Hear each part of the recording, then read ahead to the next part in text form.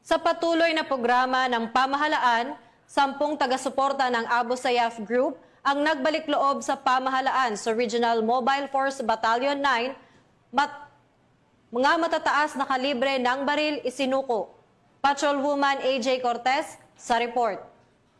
Isang matutulong hakbang para sa kapayapaan at seguridad sa Sulu ang naitala noong ika-23 ng Setyembre taong kasalukuyan matapos kusang nagbalik loob sa pamahalaan ang 10 taga-suporta ng Abu Sayyaf Group sa headquarters ng Regional Mobile Force Battalion 9, Camp Colonel Romeo A. Abendan Mercedes, Zamboanga City.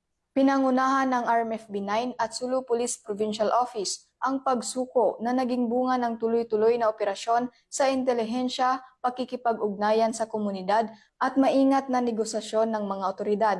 Ang mga sumuko, pawang mga lalaki na may edad 28 hanggang 69 at nagmula sa Maimbong, Tapul, Indanan at Hulo ay tuluyang kumalas sa ASG at isinuko ang 32 pirasong iba't ibang armas, bala at magasin. Kabilang sa mga isinuko ay mga high-powered rifles, grenade launchers, at iba pang improvised weapons tulad ng M14, M16A1, M1 Garand rifles, homemade submachine guns, Thompson firearms, M79, at M203 grenade launchers, AK-47, FN FAL G1, at iba pang modified firearms. Sa turnover ceremony, personal na sinaksihan ni Police Brigadier General Eleazar P. Mata, Regional Director ng Pro-9, ang inspeksyon ng mga armas at nakipagpulong sa mga sumuko. Pinuri niya ang kanilang desisyon na talikuran ang terorismo at nagkaloob din ng tulong pinansyal bilang bahagi ng programa ng gobyerno para sa rehabilitasyon at reintegrasyon.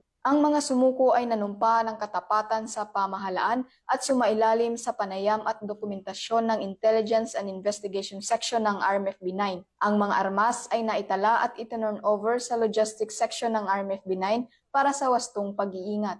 Ayon kay Police Brigadier General Mata, ang kaganapang ito ay malinaw na patunay ng bisa ng pinagsanib na pagpapatupad ng batas, intelihensya at community-based peace initiatives sa rehiyon. Nanindigan ang Police Regional Office 9 na patuloy nitong isusulong ang seguridad at kapakanan ng mamamayan. Sa pakikipagtulungan sa mga lokal na pamahalaan at iba pang ahensya, tiniyak ng PNP ang suporta para sa pagbabalik loob ng mga dating kasapi o taga-suporta ng armadong grupo. Mula dito sa tanggapan ng kapulisan sa Rehiyon Siyam, ako ang inyong PNN Correspondent Patrolwoman AJ Cortez, alagad ng batas, taga-taguyod ng Balitang Pulis.